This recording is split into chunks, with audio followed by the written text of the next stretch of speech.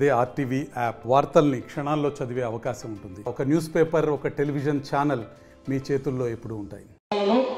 ఈ రోజు ఈ పథకాల ద్వారా లబ్ధి చేస్తుంటే కేవలం ధర్మవరం నియోజకవర్గంలోనే 94% మందికి ఈ పథకాల ద్వారా అందిస్తున్నారు. మీరు పోయి మీ బోర్డులో చూడండి, మీరు పోయి సచివాలయంలో పోయి చూడండి. ఒక్కొక్క సచివాలయ పరిధిలో 30 కోట్ల రూపాయలు, 40 కోట్ల రూపాయలు నేరుగా డబ్బులు అందించే కార్యక్రమం. జగన్మోహన్ రెడ్డి గారు వైఎస్ఆర్ కాంగ్రెస్ పార్టీ ముఖ్యమంత్రిగా ఉంటేనే తప్ప జనం బాగుపడరని చెప్పారు. మీరు మా వాటిలో 4, 5 మందో ఈనా కొడుకులే బాగుపడాలి అంటే మాత్రం తెలుగుదేశం పార్టీకి ఓటేయండి. మీరు కూడా మీ వాటిలో పోయి చూడండి. ఎవడైనా కానీ బాగుపడినారు అంటే ప్రభుత్వంలో ఒక 5-6 మంది ఉంటారు. ఎవడా నాయలంటే ఎవడైతే జన్మభూమి కమిటీ మెంబర్లు ఉంటారు, ఎవడైతే ప్రతి దానికి డబ్బులు తీసుకుంటారో వాడు మాత్రమే బాగుంటారు. ఈరోజు పెన్షన్లు ఇస్తున్నాం, ఎక్కడికి వస్తున్నాం? ఇంటింటికి వచ్చి పెన్షన్లు ఇస్తున్నాం. గతంలో ఏ విధంగా ఇచ్చేది పెన్షన్లు? గతంలో చెట్టు కింద వేసుకొని బుక్కులను వేసుకొని కూర్చుంటే వాడు 11 గంటలు ఊపుకుంటూ వస్తాడు. నేను మంచి చేసి ఉంటేనే నాకు ఓటు వేసేయండి అని చెప్పి ఏకైక నాయకుడు ఎవరైనా ఉన్నారంటే అది ఒక్క జగన్మోహన్ రెడ్డి గారే, వైఎస్ఆర్ కాంగ్రెస్ పార్టీ. 8 ఏళ్లుగా రాజకీయం చేస్తున్నాం. ధర్మవరానికి సంబంధించిన ప్రతి సమస్యను కూడా మనం తాగే నీళ్లు తెచ్చినాడు అంటే అది ఒక కేతిరెడ్డి ద్వారానే వచ్చినాయి. మన ఊర్లో స్కూళ్ళు బాగున్నాయంటే అది కేతిరెడ్డి ద్వారానే వచ్చినాయి. అదేవిధంగా హాస్పిటల్ వచ్చినాయంటే అది కేతిరెడ్డి ద్వారానే వచ్చినాయి. రోడ్లు వేసినారంటే అది కేతిరెడ్డి ద్వారా. చివరికి మార్కెట్ కట్టాము అంటే అది కేతిరెడ్డి ద్వారానే కట్టించారు.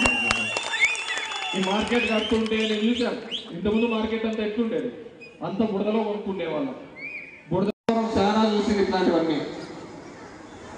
మా ధర్మవరం చాలా చూసింది ఇట్లాంటి బెదిరింపులన్నీ. మా ఊర్లో అందరికీ ఇట్లా యాప్ చెట్లు కనపడతా ఉంటాయి. అన్ని యాప్ చెట్ల కింద ఉత్త యాప్ చెట్టు అనుకుంటా అంటాం మనం అంతా. దాని పక్కన ఒక సౌడమ్మ పెట్టి ఉంటాం మనం.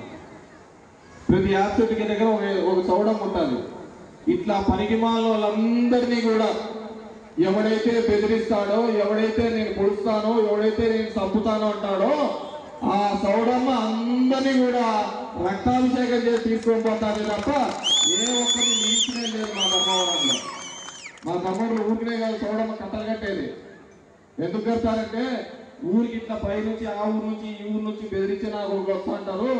వీళ్ళందరినీ కూడా దగ్గరుండి చూసుకోవాలని సౌడమ్మ కట్టలు కడతా అంటాం మనమంతా. సౌడమ్మ నేనే ఇడిచిపెట్టదు. ఇట్లాంటి బుడ్డ బెదిరి మీరు ఊడే గారు బెదిరింపలేదు. ఇంత ముందు చేసిన అఘాయిత్యాలు, ఇంత ముందు చేసిన రక్తపాతానికి క్షమాపణ చెప్పి గడప గడపకు వెళ్ళి కాళ్ళు పట్టుకొని ఓట్లు అడిగితే తప్ప మీకు ఓట్లేదు.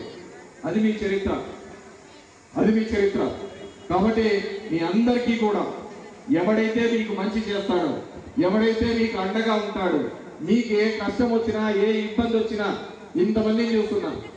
ఏ ఎమ్మెల్యే కానీ మీకు అందుబాటులో ఉన్నాడు, ఏ ఎమ్మెల్యే కానీ మీకోసం మధ్య ప్రయత్నించాడు. ఒక పథకం వచ్చిందని మా కాల్ సెంటర్ నుంచి మీకు ఫోన్లు వస్తాయి. ఏమ్మా ఎవడైనా మిమ్మల్ని లెక్క అడిగినాడా? ఏమ్మా మీకు ఎవడైనా ఇబ్బంది పెట్టినాడా?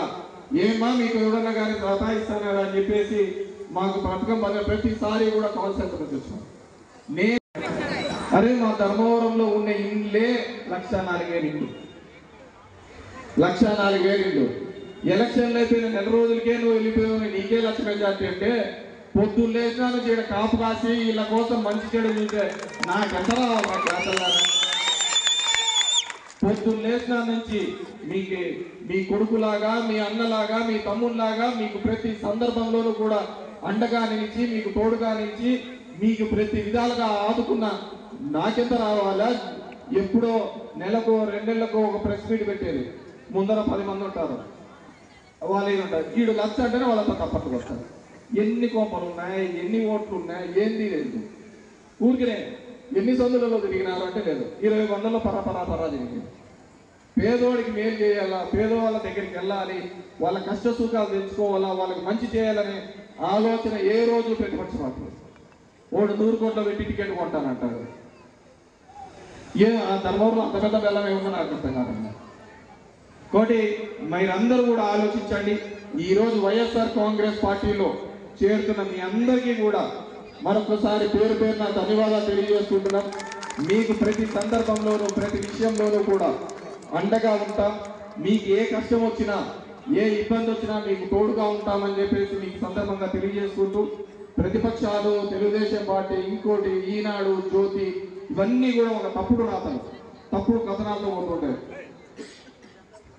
మన ఒకటి రాసినారు,